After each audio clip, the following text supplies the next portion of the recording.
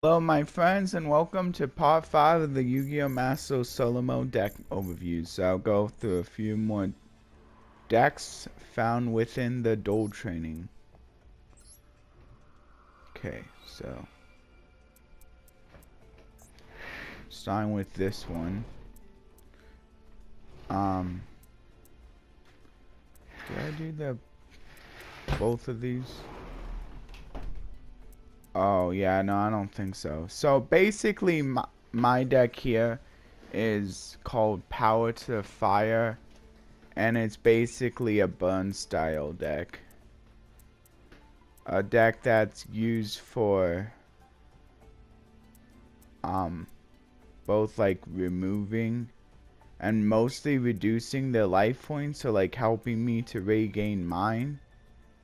Oh wait, no, it is a burn deck. That's right. I was wondering why Soul Taker was here, but then I saw the bad reaction of Samochi. Okay, that's an interesting way to do it. That kind of caught me off guard a little bit. That's also why the gift card is here too, because this becomes a really effective burn card in this Samochi, which basically instead of your opponent gaining life points, they now take life points for like cards that like inflict damage. Unfortunately, this doesn't do the opposite way, so like your burn cards will still burn your opponent. Yeah. Unfortunately, this one only gains you with 1200 life points, so you still want to pick the burn effect most of the time, even under bad reaction. Anyway, so Sagan is there to basically add me some of my other monsters, probably most likely the Nurse Refugio, yeah, which also has a similar effect to bad reaction Smarchy.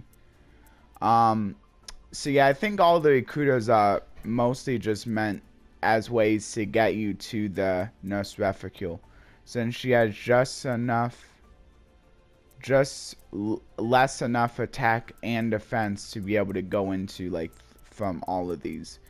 And then Fencing Fire Fit can also be added off of the Witch, but like you're probably going for the Refugio, to be honest.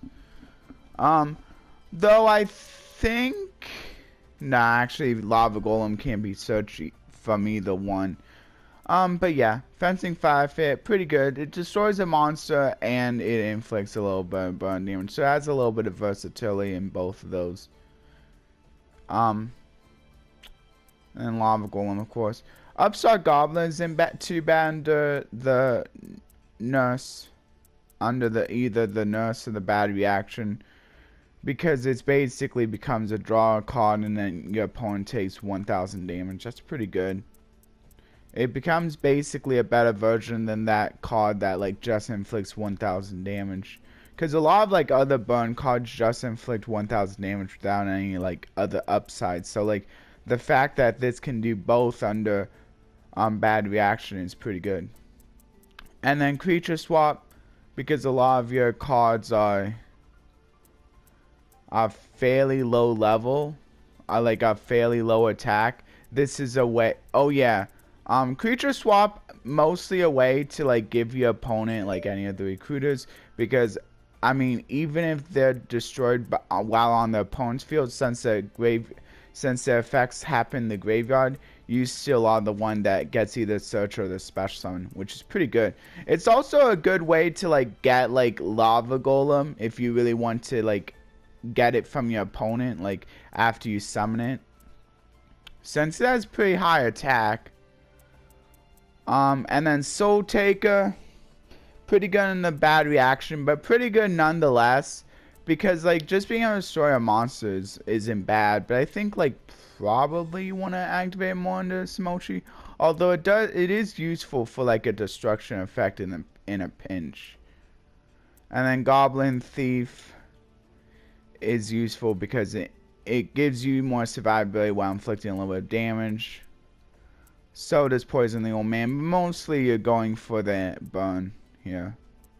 And the Magic Cylinder can be really good, like if your opponent attacks with a really high attack monster, like that can be a surprise like game. Like I remember like I tried attacking with like a really high attack monster myself one time, and I think it was like 8,000 attack monster, and then my opponent flipped this up and then just got game. Or maybe it was a replay. They were like one of my opponents would try and do like that OTK with the Numeron that gains a whole bunch of attack, and then my opponent flipped up Magic Cylinder, and basically it turned back on them. So that was a pretty cool play.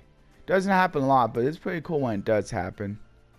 And then gift card, of course, really good in a bad reaction. Otherwise, it sucks. You would never want to use this without the whole effect, without either of these guys.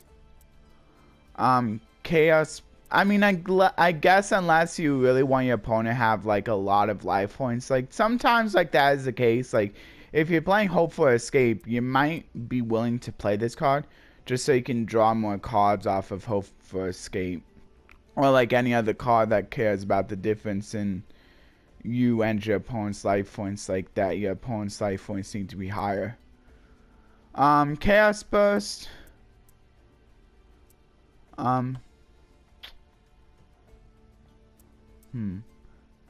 Yeah, so yeah, you get to tribute one of your monsters and destroy their monster. I mean, it's really good, like, if you, like, tribute the Witch or the Sagan, because you get their effects, and then you get to destroy the opponent's monster. And also inflict damage. And then this one was basically, like, how I got game. I pretty much just sat on Nightmare Wheel, because it keeps inflicting 500 damage to my opponent. So, yeah, not too bad. I did, like, a few other things, but mostly it was sitting on Nightmare Wheel. This is a pretty good card if it sticks. Like, it can slowly whittle down your opponent. And they can attack or change battle position with that monster. Okay. So there's that deck. Oh, wait. And then I'll do opponent's deck. Look at that. So my opponent's deck here, I think they're also kind of about... they're like a little less about like inflicting damage actually. They're more just playing like a dragon deck, seeking to like try to like destroy my stuff and like get advantage. Yeah, I think it's like pretty much a dragon deck that's looking to destroy my stuff through various ways. So let's look at this. And also they have some like pretty good like defenders to try to like give themselves survivability. It's kind of funny that God Dragon Justicia basically stole the 100 attack from Flambeau God and put it on its defense instead. And also it gains a level too. And it besides that, like they're both dragon tuners, but they do have different attributes. Anyway, so yeah, these are, and then this one's one of the attackers. This one's another attacker. Not too bad attack stats either. And then Explode is one of the ways they can like destroy my stuff. Destroy the monster that's destroyed it. This does proc a lot of my effects though, but I don't think it would proc the Mystic Tomato because I'm pretty sure that one has to be destroyed by battle. And then since neither player takes battle damage, you don't have to worry about like having to like attack into something with really high attack and take battle damage from it, which is good because like I want them to take damage with the burn deck that I was running. Vanguard the dragon basically gives itself more attack by sacrificing dragons from your hand. And also, when sent to a graveyard by an opponent's card effect, which like there's a few ways this could be, like with the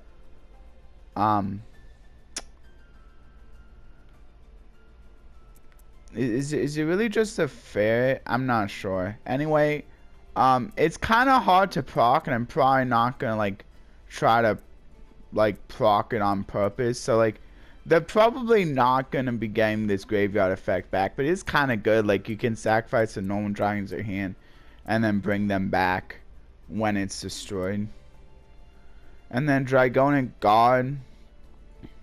Although, yeah, it's probably pretty hard to proc, though. Like, but I guess, like, in some situations, like, it is useful that it does have that, effect right there.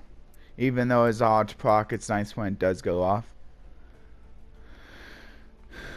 And then this one basically, can, like, give itself a bunch of counters to, like, hopefully special summon something that's like either high level or like lower level. They have a lot of low level monsters, so like they have a lot of varying levels. So like no matter how many counters it has, like my opponent will basically be able to send this off at any time to like special summon something from the deck. And it's either got pretty high attack or like pretty high defense, or like or got a pretty useful ability.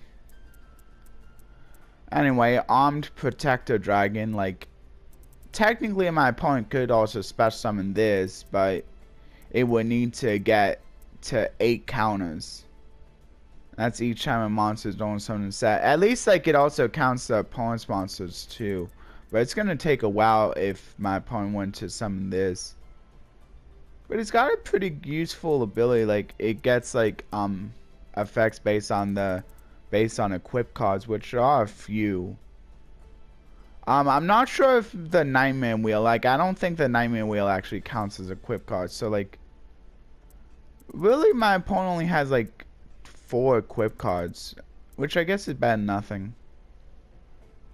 It does protect the equip cards, too. And then Dragon's Gunfire can destroy my stuff. Yeah, probably going for that because for the second effect, because like they're not really about burning. But the first effect is pretty useful, like if like my opponent, if I was like down low on life points. This one like both destroys a spell or trap and inflicts 500 damage. So it's kind of like an MST that inflicts damage that requires a dragon, which isn't too hard, like if my opponent's playing like an all dragon deck. An unexpected die special summons a level 4 or lower normal monster straight from the deck. Really good effect. Not even a once per turn, but like might as well be, because like you're probably only activating this one time, like before like you're gonna like start like having monsters. Although it is a pretty good comeback tool as well. Like if I was like Raigeki. I don't think I'm even running Raigeki, but still. And then Amulet of Ambition. My opponent's running so many normal monsters. Actually, yeah. So you can't even equip this to the Armed Protector. So literally it's just this one that like can equip to Armed Dragon, Protector Dragon. So like at most this would be at 3000 attack, 2800 defense. But like you would specifically need to have drawn these two, which isn't so easy. I don't think any of these count as an equip card, no. Yeah, so Amulet of Ambition is pretty good though. Like if it's attacking into a higher level, if it's attacking into a monster that's either higher level than it or lower level than it, like it can gain a whole bunch of attack, which is pretty good for the level 1 or the level 2 normals. So even though they have like a 100 0 attack, they can still gain a whole bunch of attack. So that's pretty nice. And then Dragon Shield. So Dragon Shield isn't too bad for Armed Protector, because Armed Protector protects Dragon Shield and Dragon Shield protects Armed Protector. So they protect each other. But neither player takes any battle damage from attacks involving it. So like the increase in attack it gains doesn't really make that much of a difference if you're trying to attack directly. But I guess like that like little combo of them protecting each other is still pretty cool.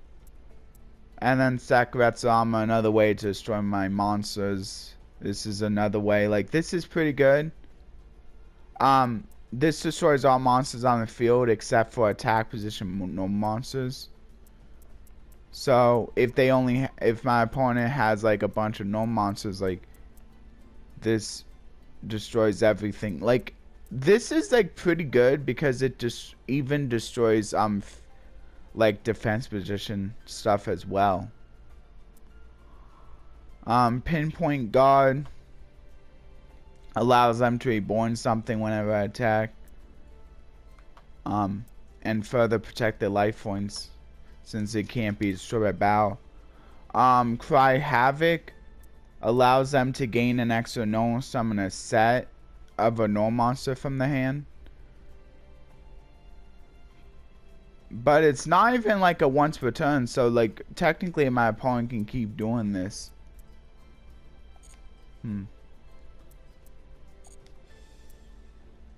Seems interesting. And then here's the next one. And then I think I'm gonna go into either pack opening or a verse or both after this. So this next one is based on Gagagas. So basically the Gagagas, like there's a bunch of ways of like special summoning others. Like this deck is basically built around modifying levels to ensure that you can go into exceed summons. The only levels the only ranks you're going into are 4s. So like basically this deck is designed to like basically turn all your stuff into like level 4, so you can always go into level 4s. So like the lower level monsters like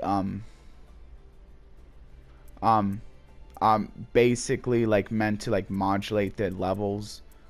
Like Gaga's sister, like one thing you can do here is like when you have Gaga Magician on the field, you basically make it level 2, and then Gaga's sister like activates and making both the sister and the magician level 4. Like you can do that with some other one. A few of these have kind of like more specific like level modulation effects. Like this one like requires you to have Gaga Magician, like, or else like she can't really modify her level. And then this one requires you to have a Gaga in the graveyard. So, but you have enough level 4s that I think he should be able to, like, most of the time be able to modify his level to 4. Yeah. This one, like, turns itself into a Gaga, like, by normal summoning it itself out without tributing. Yeah. And then the rest of these cards are either there to like either help with the level modulation, or like adding you something, or like destroying stuff on your opponent's field, or like special summoning Gagas. Yeah. Disrupting your opponent. So yeah, and then F0 is there for like whenever.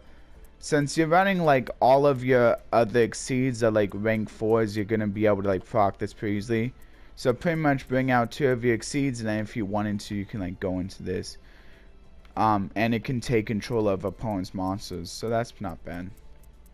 I think it like also protects itself. It can't be sort of battle, and you can't be like dealt damage with when your opponent's attacking into this, like if it was like face up attack.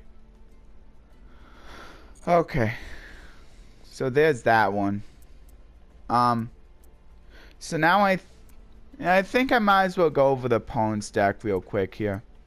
So my opponent's deck is also like exceed base, but a little bit different. Like they're like running mostly level rank 4s, but they also have a few rank 3s and rank 5s as well.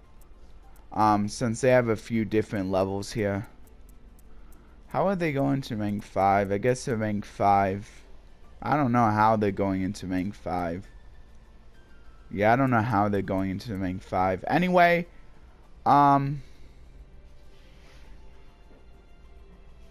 I don't know how they're going into rank 5. But yeah, their deck is basically revolved around exceed summoning as well. Like special summoning themselves. Like some of them can special summon themselves while you control a battling boxer. Some of them can like add back monsters from the graveyard to your hand. Like if you add back one of the ones that can special summon themselves, you can like special summon that still. Some of them can like special summon themselves when your opponent tries attacking you, or when you would take battle damage rather. Some of them can like special summon themselves like simply by having one of your Exceed monsters detach material, which is pretty good in the case of, I guess you're not running that one. Yeah, guess you're not running that one. Anyway, yeah, but I'm not totally sure how you're supposed to go into rank 5 actually. This one like sends a battling boxer from the deck to the graveyard back that can later be added by the to your hand by the glass jar. And the reinforcement can add any of your level 4 battling boxers or lower.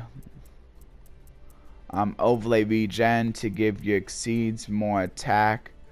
Oh, battling boxer lad yoke is the one that like gets a good stuff like for each Exceed material that's attached, so you can like help speed up the process through the one that can detach a Exceed monster to special summon himself from the hand. But like this one is also pretty cool. Like this one's also pretty cool because like whenever it's destroyed by an opponent's card, either by battle or card effect, you get to basically like special summon all your materials that were used for the Exceed summon, as long as they're like level 4 or lower. And then rank up magic Baron's Force is how you go into rank 5. So probably not going into that so my opponent's probably not going into that very much. I didn't even see my opponent going into it because they're only running 1. So it's gonna be pretty hard to see. And then Spirits is another way to special summon and battling boxers. Try to get my opponent into the Exceed summoning quicker. And then Moon Destruction to give all their monsters extra attack. Yeah. Breakthrough skill to negate negate my monsters, which is actually pretty good. Because like a lot of my monsters are basically based on like trying to modulate their level to go into Exceed play. So this is actually a really good counter to my deck, because like if they negate my effects, it also like negates that level modulation, and now suddenly I can no longer go into the rank 4 I was hoping to go into. Because like by themselves, if I'm not going to like rank 4 plays, they're actually kind of weak. And then last counter negates attacks while they control a battling boxer, and then it also gives a battling boxer extra attack.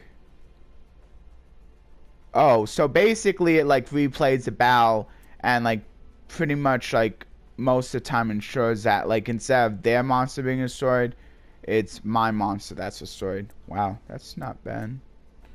And then Duel counter is only during the battle phase. When something's activated, they negate it and destroy it. So like not as good as like Solemn Judgment, but it doesn't have that require a life point pay, but still not that very good.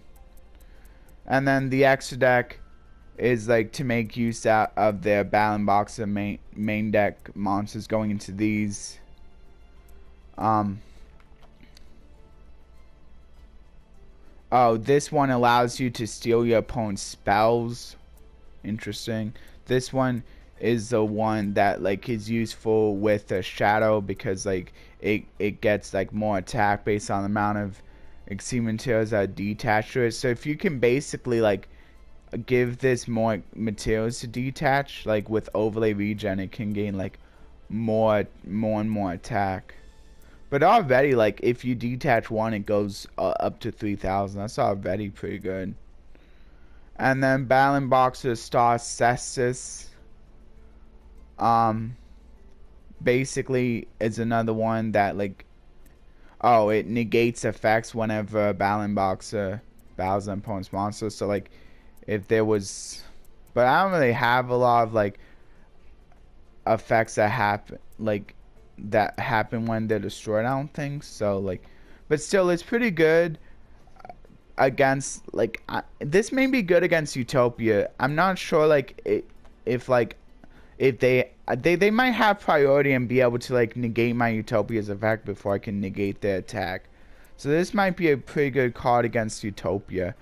Also, it's pretty good against like after I've like already activated an effect, and it's kind of like an ongoing effect that goes into battle phase. Like if like I'm activating an effect that allows me to attack additional times, like this can like basically negate that.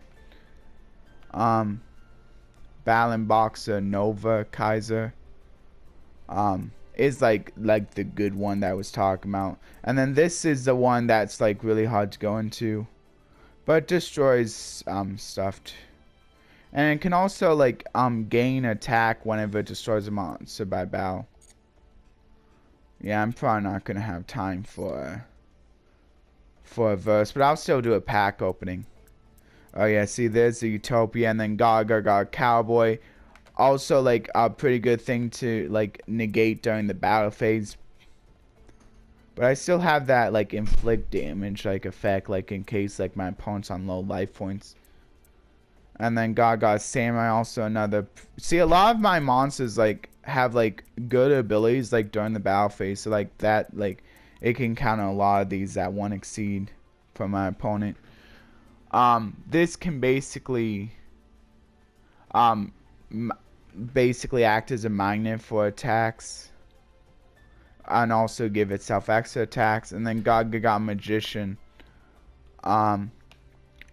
is a way to like be able to special summon like one of my exceeds from the grave, and then negates its attack, but then I can just like use this one and the other one to go into F-Zero Utopic Future like pretty easily.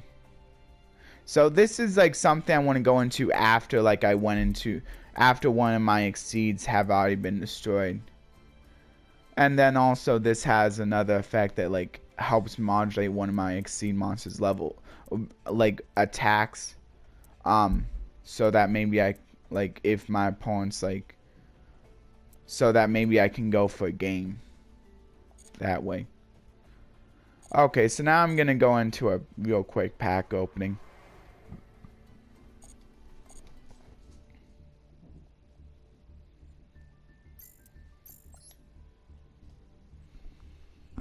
Okay, let's do more.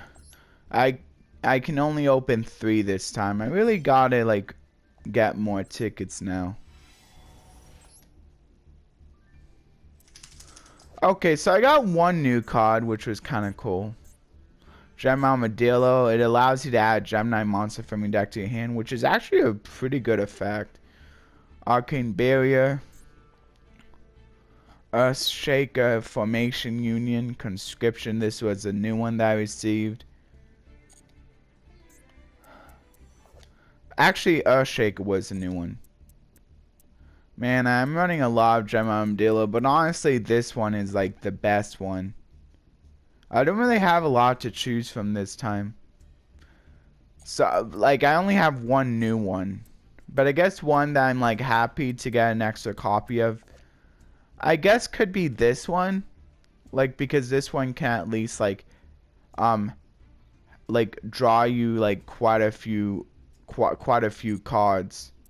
And then also, like, you can basically stack this, like, so if you have enough spellcasters, like, you could like draw up to 4 cards with this card, which isn't too bad. But yeah, anyway, you can let me know what your favorite card was from the pack opening. It doesn't have to be like one of the new ones, which there's only one new one anyway. So like you don't have to go for that one just because it's new, just like I didn't, because I don't think it's actually really that great, although it is kind of cool. If your opponent's playing like 2 different attributes, then they basically have to like decide which of the attributes they want to keep. Anyway, that'll do it for the pack opening. Please like, share, and subscribe, and be sure to ring that notification bell for either all of my regular content or personalized regular content if you'd like. You can set personalized notifications by clicking the bell and then clicking on personalized, and that's also how you can do all.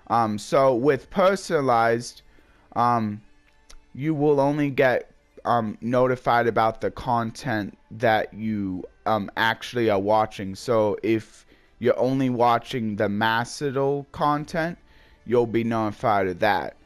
Anyway, if you'd like to further help me out, please be sure to leave a comment down below as well, because it helps the algorithm.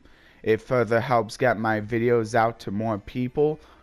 If you would like some examples of what you can comment down below, you can feel free to comment if you have any prayer requests, if you would like to further discuss the verse, if you have any thoughts on it, if you would like to give me feedback or criticism on anything that I talked about in today's video, if you would maybe like to give me some advice, that would be fine too. Also, if you would like to keep it simple, you can always post an emote as well. Just a simple emote will be good enough. Just be worried that if you post the same emote multiple times, YouTube may eventually lock you out of posting that for a few hours. So I just want to warn you about that. And also, I hope to see a lot of you in the next of this Macedal series, or in the next video that I will be posting up the next day. Bye everyone.